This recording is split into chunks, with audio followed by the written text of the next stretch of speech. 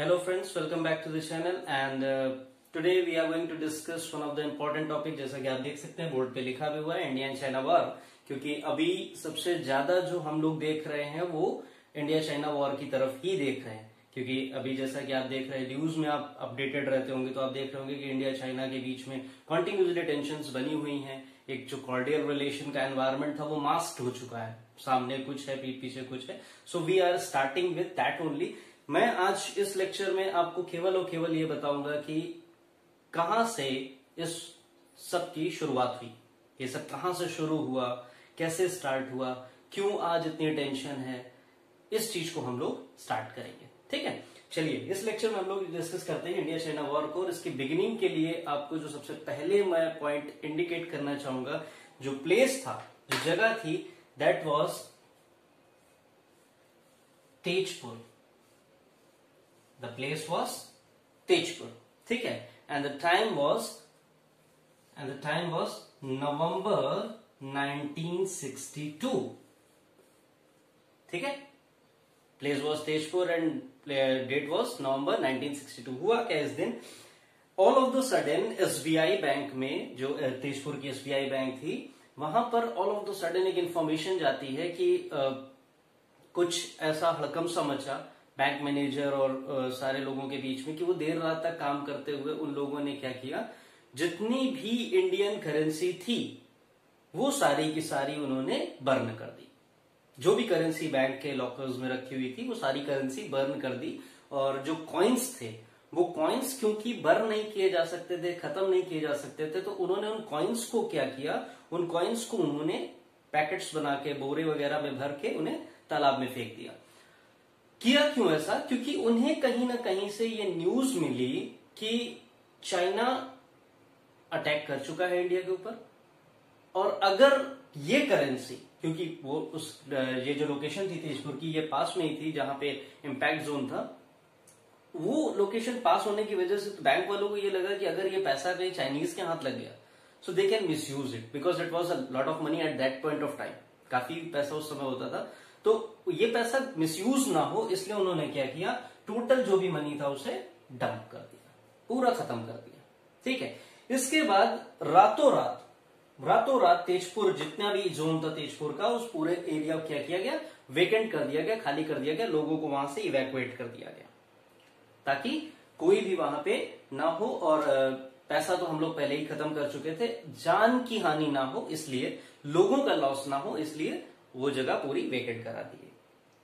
अब यहां से एक थोड़ा सा इंपैक्ट और आता है, आपके जहन में आ रहा होगा कि ये सब शुरुआत कहां से हुई। तो इसकी शुरुआत जो है बेसिकली वो होती है 1914 से। इसकी शुरुआत होती है 1914 से। कैसे?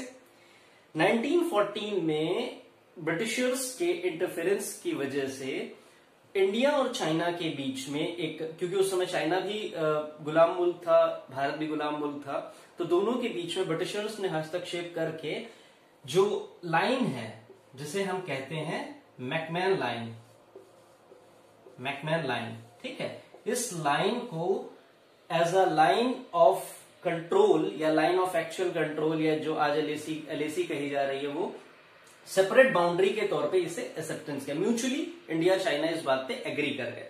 लेकिन लेटर ऑन चाइना ने इसे मानने से मना कर दिया कि हम इस एग्रीमेंट को नहीं मानते। क्यों नहीं मानते? क्योंकि चाइना ने इसके ऊपर ये बोला कि जब हम बहुत वीक थे, मतलब 1914 की बात कर रहा हूं मैं यहाँ पे, 1914 में चाइना ने कहा कि जब हम काफी वीक थे तो ब्रिटिशर्स के दबाव में हमने आके ये डिसीजन लिया।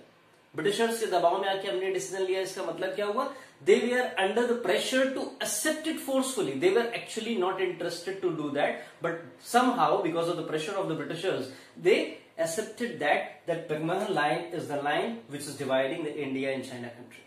चलिए यहां तक तो कोई दिक्कत नहीं है।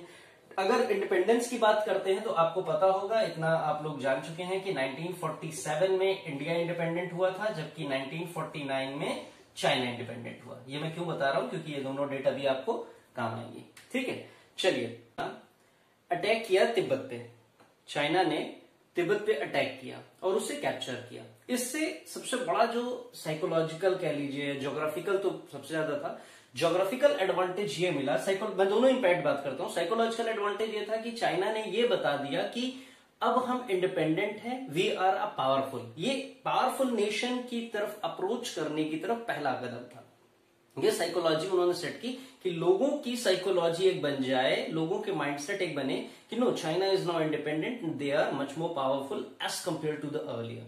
सेकंड जो सबसे इंपॉर्टेंट फैक्टर था, जब 1950 में चाइना ने तिब्बत पर अटैक करके तिब्बत को कैप्चर किया, तो सबसे बड़ा जो इंपैक्ट हुआ वो था ज्योग्राफिकल कंडीशन का। अब चाइना ज्योग्राफिकली इजिली जो है इंडिया से कनेक्ट हो सकता था। ठीक है, तो जो भौगोलिक दूरी थी वो कम हो गई कब? 1950 में तिब्बत पे अटैक के बाद। अच्छा, 1950 में जैसे ही चाइना ने तिब्बत पे कैप्चर किया है, सरदार पटेल का इमीडिएट रिस्पॉन्स ये था कि he was very worried. Sardar Patel was very worried कि आज अगर ये तिब्बत पे अगर कैप्चर कर रहे हैं तो ये कल को किसी पे भी कैप्चर कर सकते हैं। सो सरदार पटेल ने इसके रेफरेंस में जवाहरलाल नेहरू को एक इंटीमेशन लेटर भेजा, कि एक वार्निंग लेटर आप कह सकते हैं भेजा, कि इंटीमेट किया कि ये अगर आज तिब्बत पे ऐसा कर सकते हैं तो कल को ये हमारी कंट्री पे भी कर सकते हैं। हालांकि जवाहरलाल नेहरू ने उस लेटर का रिस्पॉन्स पटेल को ये करके कहा, सरदार पटेल जी को उन्होंने ये कहा कि चाइना ऐसा कुछ हमारे साथ नहीं करेगा। तिब्बत उनकी एक टेरिटरी पे है और वहां पे लोग उस तरीके के हैं जो कि चाइनीज ओरिजिन को भी बिलोंग करते हैं, तो हमारे साथ ऐसा नहीं करेगा। तो नेहरू ने उसे कंप्लीटली डिनाई किया कि नहीं, हमारे उनसे कॉर्डियल रिलेशन है, वो भी स्लेव्स रहे हैं, हम भी स्लेव्स रहे हैं, वो भी गुलाम रहे हैं, हम भी गुलाम रहे हैं, तो हम लोगों में एक भाईचारे वाली बात है, तो ऐसा वो कभी नहीं करेंगे, कोई भी अटैक नहीं करेंगे। सो इस पे ज्यादा परेशान होने की जरूरत नहीं है। आई गई बात वहीं पे दब गई। ठीक, उसके बाद मैंने आपको अभी बताया 1914 में तो जो पैक्ट हुआ था कि भाई हम लोग ठीक है, समझौता हुआ कि मैकमोहन लाइन को हम लोग मानेंगे, इंडिया भी मानेगा, चाइना भी मानेगा, उसको चाइना ने बिल्कुल डिनाई कर दिया। चाइना ने उसे बिल्कुल डिनाई कर दिया कि हम मैकमोहन लाइन को नहीं मानेंगे। इसके बाद 1952 year was 1952 and the person was the Indian ambassador Panikkar. The name was K.M. Panikkar. Indian ambassador 1952 में के.एम. पनिकर साहब थे, जिन्हें कि जवाहरलाल नेहरू ने अपने स्पेशल रिकमेंडेशन पर उन्होंने इन्हें चाइना भेजा कि आप जाके चाइनीज लोगों से बात करके, और वहां पे जिनकी गवर्नमेंट थी, चाउ नाम था उनका, स्पेलिंग में शायद कंफ्यूजन हो सकती है, इट वॉज चाउ। ठीक है, मैं पूरा नाम शायद मुझे भी इतना रिमाइंड नहीं है अभी फिलहाल, तो इट वॉज चाउ। तो जवाहरलाल नेहरू के कहने पे पनिकर चाउ से मिलने जाते हैं, बात करते हैं और कोशिश करते हैं कि वो सॉर्ट आउट कर सके इस सीमा विवाद को, मैकमोहन लाइन वाले को। पूरी डिस्कशन के दौरान पनिकर ने जब अपना रिपोर्ट सबमिट की है, तो उन्होंने नेहरू को यह बताया कि जितना भी डिस्कशन हुआ उसमें कहीं भी लाइन ऑफ एक्चुअल कंट्रोल को लेकर के, मैकमोहन लाइन को लेकर के कोई भी डिस्कशन नहीं हुआ है। माओ का उस पर कोई रिस्पांस नहीं था, और यहीं से आपका स्टार्टिंग हो जाती है जब 29 अप्रैल 1954, देखिए सीरीज ऑफ इवेंट्स पे चलिए।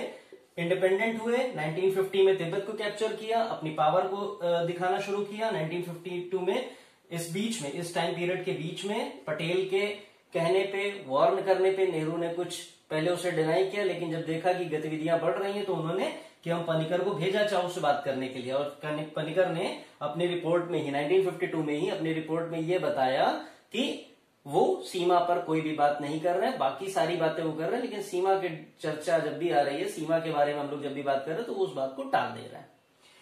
29 April 1954 is one of the important date. Why? क्योंकि यहां पे एक बहुत ब्लंडर हुआ इंडियन गवर्नमेंट से। क्या ब्लंडर हुआ? ये डेट वो है जिसमें कि पंचशील, द 5 प्रिंसिपल, पंचशील का समझौता साइन किया गया।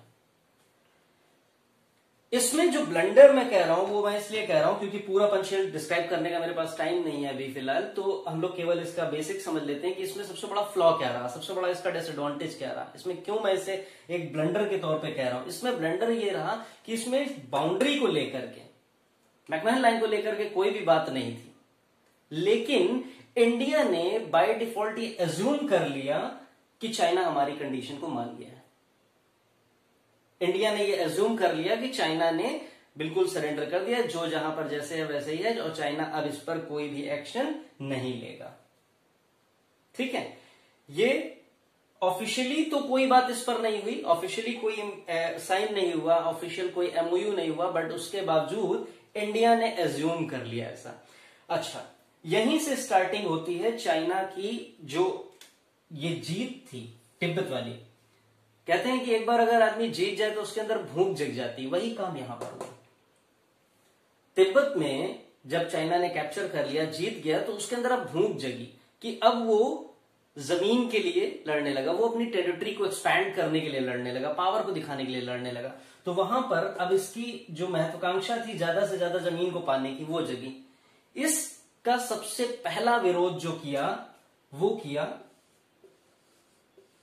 आध्यात्मिक गुरु दलाई लामा ने। क्यों किया? क्योंकि वो ओरिजिनली तिब्बत को बिलोंग करते थे, और वो कैप्चर के बावजूद भी वो इतना पहले तो नाखुश थे ही, लेकिन उन्होंने जाहिर नहीं किया। लेकिन जब तिब्बत को कैप्चर करने के बाद चाइना ने वहां पर तमाम तरीके की एक्टिविटीज की, तो उन एक्टिविटीज से दलाई लामा खुश नहीं थे। जब वो उन एक्टिविटीज से खुश नहीं थे तो दलाई लामा मिले जाकर के हमारे यहां पर जवाहरलाल नेहरू जी से। He met JL Nehru. लेकिन नेहरू जी तो चाइना से फ्रेंडशिप के उसमें थे कि नहीं ठीक है, पंचशील भी हो चुका है, उन्होंने कोई विवाद नहीं हमारा है, तो हमारे साथ तो उनका कोई टेंशन नहीं है, तो वो बिल्कुल हमारे कॉर्डियल फ्रेंड की तरीके हैं। तो उन्होंने दलाई लामा को समझा बुझाकर कि नहीं ठीक है, अभी शुरू में हो सकता है पॉलिसीज उनकी ना समझ में, but they are actually for the welfare of the Tibet, सो उन्होंने समझा बुझाकर उन्हें वापस भेज दिया।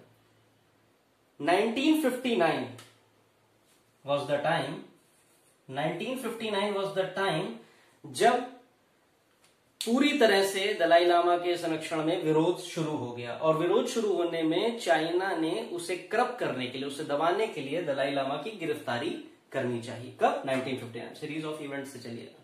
1959 में दलाई लामा की उन्होंने गिरफ्तारी करनी चाहिए। इस चीज से घबराकर दलाई लामा भारत में शरण लेने आते हैं। कहां आए? सबसे पहली बार आते हैं मसूरी। Now it's Mussoorie. ठीक है, अब वो स्पेलिंग चेंज हो गई है, पहले ये थी। चलिए, मसूरी आते हैं।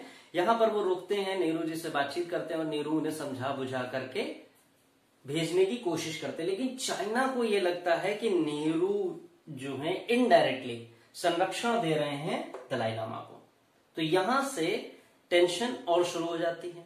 मैकमहन लाइन की टेंशन पहले से ही थी, हालांकि इंडिया ने उसे एक्सेप्ट कर लिया था कि वो सॉर्ट आउट हो चुकी है, हमें उससे कोई लेना देना नहीं है, सब अपने अपने जगह पर हैं। लेकिन चाइना के मन में तो वो था ही कहीं ना कहीं, और दलाई लामा के संरक्षण वाली बात से वो और ज्यादा जो है मतलब बिविल्डर्ड हो गए। ठीक है, तो यहां से सीरीज ऑफ इवेंट करते करते चीजें और रिलेशन बहुत ही वर्स्ट होते चले गए। 6 दिसंबर 1960, ये डेट इसलिए इंपॉर्टेंट है क्योंकि चाइना अपने मन में काफी चीजें लेके चल रहा था कि हमें लैंड भी ऑक्यूपाई करनी है, वो जवाहरलाल नेहरू जी दलाई लामा को संरक्षण भी दे रहे हैं, काफी चीजें हैं। लेकिन 6 दिसंबर 1960 इज एन इंपॉर्टेंट डेट क्योंकि इस दिन जवाहरलाल नेहरू ने रिकमेंडेशन दिया यूएन को कि हमें चाइना को भी एक मेंबर के तौर पे रखना चाहिए। मतलब हम अपनी तरफ से सही कर रहे थे, हम अपनी तरफ से कॉर्डियल रिलेशनशिप ही कर रहे थे, लेकिन चाइना कॉन्टिन्यूसली चीजों को एक अलग वे में मैनिफेस्ट कर रहा था, एक अलग तरीके से वो उसे इंटरप्रेट कर रहे थे। ठीक है, यहां सब होते होते आखिरकार फाइनली 1962 जो डेट है, इस दिन बैटल स्टार्ट होती है। बैटल जब स्टार्ट होती है तो सबसे पहले चाइना का जो कोशिश थी वो केवल नेफा को ऑक्यूपाई करने की थी। वो नेफा को ही लेना चाहते थे, नॉर्थ ईस्ट फ्रंटियर जो है इंडिया का, कश्मीर की तरफ, उसे ही लेना चाहते थे। पूरी कोशिश की उन्होंने, एंटर किए, 1 महीने तक करीब ये बैटल चली और ऐसा कहा जाता है कि 28 times of Delhi, 28 times of Delhi, मतलब दिल्ली की एरिया को आप 28 से मल्टीप्लाई कर दीजिए, यानी कि अप्रोक्सीमेट 43,000, प्रिसाइजली कहा जाए तो 42,735 वर्ग गज जमीन, यानी कि अप्रोक्सीमेटली 43,000 वर्ग गज जमीन चाइना ने ऑक्यूपाई की। नवंबर 1962 वाज द फर्स्ट टाइम जब AIR, ऑल इंडिया रेडियो पे जवाहरलाल नेहरू जी का पहला इस वॉर से रिलेटेड एक मैसेज आता है, जिसमें वो कंसोल करने की कोशिश करते हैं कंट्रीमेंस को, इंडियंस को कंसोल करने की कोशिश करते हैं, उन्हें बताने की कोशिश करते हैं कि चीजें कंट्रोल में है, सब है। लेकिन तब तक अगर हम लोग डेटा के टर्म में बात करें, क्योंकि एग्जाम्स में डेटा काफी इंपॉर्टेंट हो जाता है, तो डेटा के टर्म में बात करें तो 1047 इंजर्ड पीपल, 1383 मार्टियर्स जो शहीद हुए थे, वो 696 पीपल वेयर टोटली कहां गए पता ही नहीं चला, लापता थे। दे वर कंप्लीटली, कुछ उनके बारे में आइडिया ही नहीं लग पाया। और 3968 ये वो लोग थे जिन्हें चाइनीज ने बंदी बनाया।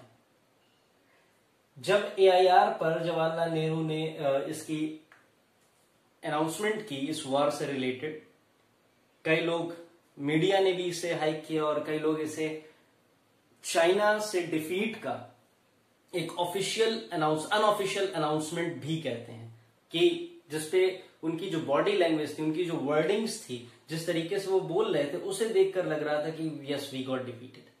तो ये आपका इंडिया चाइना की स्टार्टिंग थी, इंडिया चाइना वॉर की स्टार्टिंग थी। आई होप ये आपको काफी समझ में आया होगा। कंप्लीट लेक्चर मैंने आपको पहले ही दिया हुआ था, मैं आपको कंप्लीट लेक्चर दे चुका हूं, बट ये रिवीजन पॉइंट ऑफ व्यू से काफी इंपॉर्टेंट है, तो आप सारे पॉइंट्स को याद रखिएगा। I hope this will be helpful for you. Thank you so much.